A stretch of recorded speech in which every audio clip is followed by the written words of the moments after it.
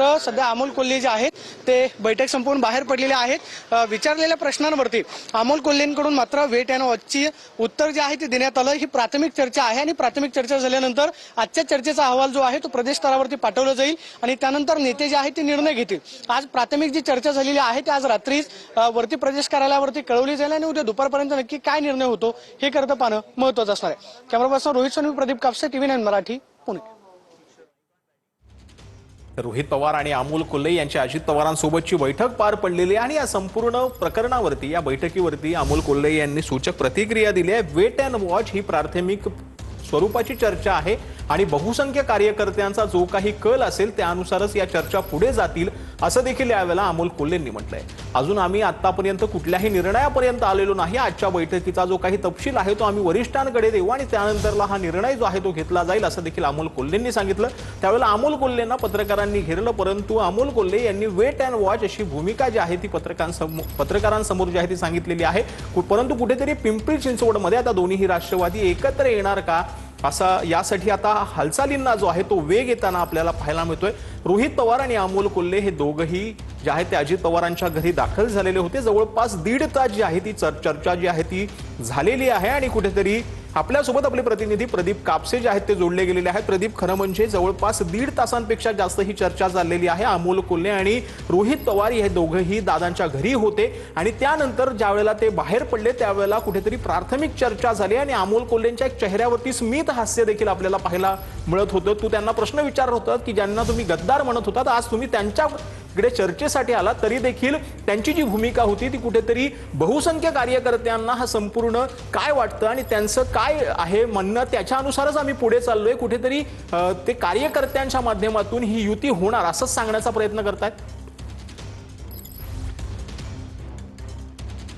नक्कीच खरं तर अमोल कोल्हे यांचं म्हणणं होतं की आमची आत्ताशी प्राथमिक चर्चा सुरू झालेली आहे, अंतिम निर्णय जो आहे तो पक्षाचे वरिष्ठ नेते घेतील।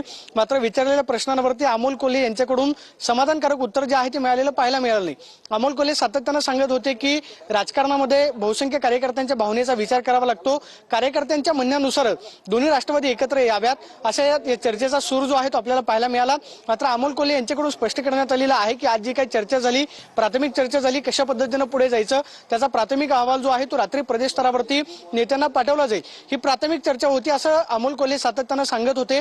मात्र अमोल कोल्हेने विचारलेल्या प्रश्नाचे समाधानकारक उत्तर जे आहे ते देता आलं नाही। आजच्या झालेल्या प्राथमिक चर्चेचा तपशील जो आहे तो प्रदेश स्तरावरती पाठवला जाईल। आता उद्या सकाळी या चर्चेवरती वरिष्ठ नेते जे आहेत ते काय निर्णय घेतात हे पाहणं महत्त्वाचं असणार आहे। मात्र दोन राष्ट्रवादीच्या अधिकृतरित्या चर्चा जी आहे ते आपण पाहतोय की अजित पवारांच्या निवासस्थानी आपल्याला पाहायला मिळाली। जवळपास 1.5 तास ही बैठक जी आहे ती चाललेली होती।